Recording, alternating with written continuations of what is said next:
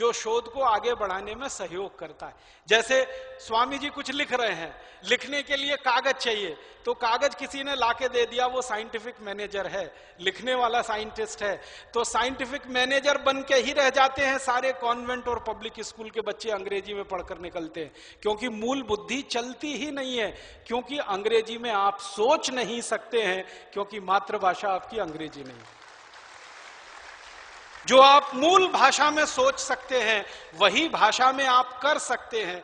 इसलिए भारत के सर्वश्रेष्ठ वैज्ञानिक निकले तो मातृभाषा में से, सर्वश्रेष्ठ उद्योग कर्मी निकले तो मातृभाषा में से, सर्वश्रेष्ठ व्यापारी निकले तो मातृभाषा में से, सर्वश्रेष्ठ संस्कृत विद्वान तो मातृभाषा में से। हर जगह विद्वान को आप ढूंढोगे, देखोगे, परखोगे तो पता चलेगा उनकी बैकग्राउंड वही है, मातृभाषा की। और इतना ही नहीं ना, ये जो देश चलाने का ठेका जिनको मिला हुआ है, नेता भी अधिकांश हिंदी में पढ़े, हिंदी मीडियम से पढ़े, लेकिन देश के ऊपर वो लाद के रखते हैं।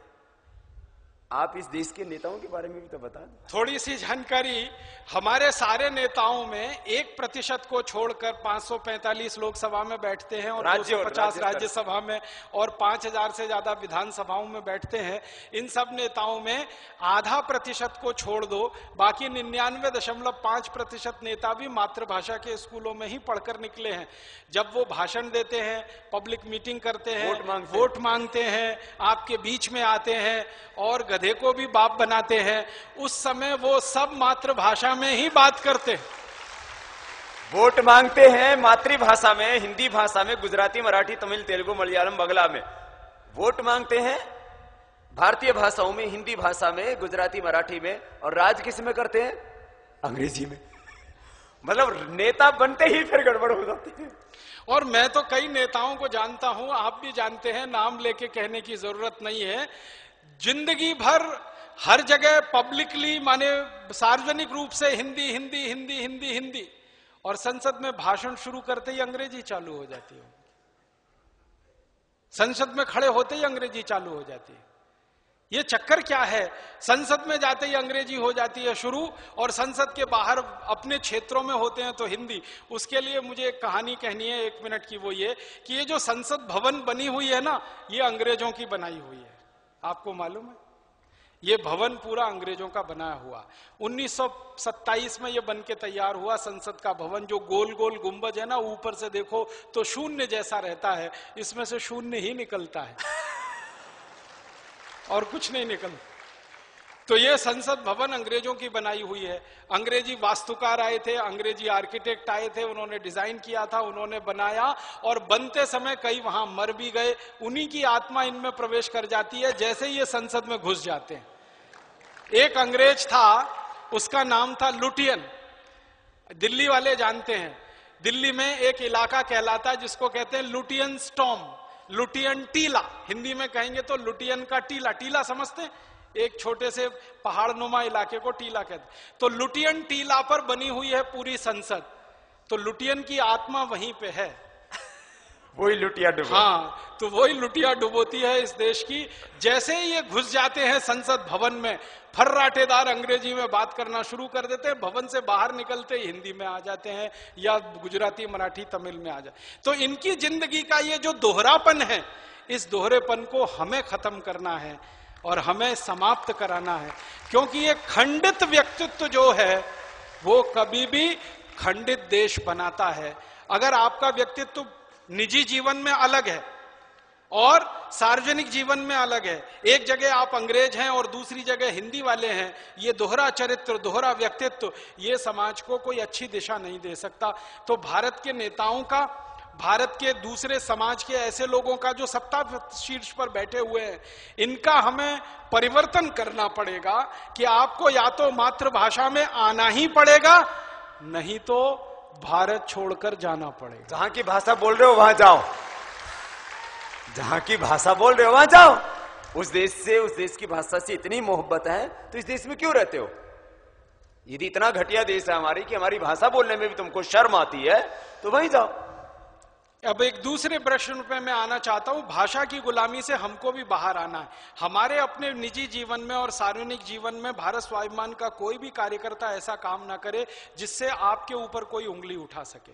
तो आप आज से ही मन में ये संकल्प ले लीजिए कि भाई भाषा के प्रति हमारे मन में इतनी संवेदना तो होनी चाहिए कि अपने जीवन के हर काम को करते समय हम हमारी मातृभाषा का उपयोग करें, राष्ट्रभाषा का, मातृभाषा का, ये आपके जीवन में आना चाहिए। तो कहां से शुरू होगा? सबसे पहले अपने घर से शुरू करिए। आपके घर में देखिए, आपने अपने भाई बहनों के नाम, बेटे बेटियों के नाम कुछ अंग्रेजी वाले तो नहीं रखे हुए हैं? टिंकू, डब्लू, बबलू, पिंटू, बबली, डबली, ट्विंकल, डिम्पल, अर्थ मालूम है इनके? बता दो। जबरदस्ती नाम रख के बैठे हुए। बता दो। ये जो टिंकू है ना, टिंकू, एक बार मैं डिक्शनरी लेके बैठा कि इन शब्दों के अर्थ ढूंढे जाएं, तो 17वीं शताब्दी की वेबस्टर डिक्शनरी में इनके अर्थ मिले। टिंकू का अर्थ होता है आवारा लड़का। आवारा तो समझते हैं, बाप की ना सुने, मां की ना सुने, घर में कभी ना रहे, घर का कोई काम ना करे, कुछ भी बोलो तो हमेशा उसको टालता रहे, उल्टा करे, उसको अंग्रेजी में टिंकू कहते हैं। और हम मूर्ख भारतवासियों ने अपने होनहार उच्च आदर्शों वाले बच्चों का नाम टिंकू रखा हुआ। मुझे बहुत गुस्सा आता है, किसी घर में मैं चला जाऊं, पिताजी का नाम है रामदयाल, माताजी का नाम है गायत्री देवी, बेटा टिंकू आ गया उनका। अब रामदयाल और गायत्री देवी का टिंकू कहां से आया, ये जरा खोज का विषय है और शोध का विषय है। ना उसका बदलवा देंगे। तो आप जो है न, जिसका किसी का नाम ऐसा हो तो उसका बदलवा दे, उसका रामदयाल का रामदास। हाथ जोड़कर विनती है कि आपके परिवार के भाई बहनों के बेटे बेटियों के नाम अगर इस तरह के हैं, तुरंत इनको बदल दीजिए। अपने पास हिंदी नामों की कोई कमी नहीं है, संस्कृत नामों की कोई कमी नहीं, गुजराती, मराठी, तमिल, तेलुगु नामों की कमी नहीं है। तो यहां से शुरू करिए अपने जीवन में, यहां से शुरू करिए। दूसरा काम आप एक और करिए अपने निजी जीवन में, भाषा की गुलामी से बाहर आने के लिए। आप अगर बैंक में अपना खाता खोलते हैं तो हस्ताक्षर कभी भी अंग्रेजी में मत करिए। सारे के सारे बैंक के खातों में आप हिंदी में हस्ताक्षर करिए, या अपनी मातृभाषा में आप शुरू करिए। लिपियां अलग अलग हो सकती हैं, लिपि अगर भारतीय हो। अगर आपकी भाषा गुजराती है तो गुजराती में करिए, तमिल है तमिल में करिए, कन्नड़ है कन्नड़ में करिए, मलयालम में करिए, जो भाषा है उसमें करिए। अंग्रेजी के हस्ताक्षर हटा दीजिए। फिर आप कहेंगे जी अकाउंट तो खुल गया है, तो बदल दीजिए। आपको मालूम है बैंक में ऐसी सुविधा है, जब चाहेंगे आपके हस्ताक्षर का नमूना बदलने के लिए बैंक तैयार है। आपको उसका एक सूचना बैंक को देनी है, बैंक आपकी इस सुविधा से कर देगा। तीसरा, अपने जीवन में वहां से शुरू करिए कि कोई चेक लिख रहे हैं तो उसको कभी भी अंग्रेजी में मत लिखिए, हिंदी में ही लिखिए। चेक हिंदी में लिखने की सुविधा है और हिंदी में लिखे गए चेक को स्वीकार करने की भी सुविधा है। गुजराती, मराठी सभी भाषाओं में चेक लिखने की सुविधा है, चेक को स्वीकार करने की सुविधा है। तो सारे चेक आपके मातृभाषाओं में लिखे जाएं, राष्ट्रभाषा में लिखे जाएं। चेक पर हस्ताक्षर आपकी मातृभाषा में हो, राष्ट्रभाषा में हो। और व्यक्तिगत बोलचाल में अंग्रेजी के शब्दों का प्रयोग कम से कम करिए, क्योंकि आपको बहुत सारे अंग्रेजी शब्दों का अर्थ नहीं मालूम है और अर्थ का अनर्थ हो जाता है। हर शब्द का अपना एक इतिहास होता है, ऐसे ही अंग्रेजी शब्दों का अपना एक इतिहास है।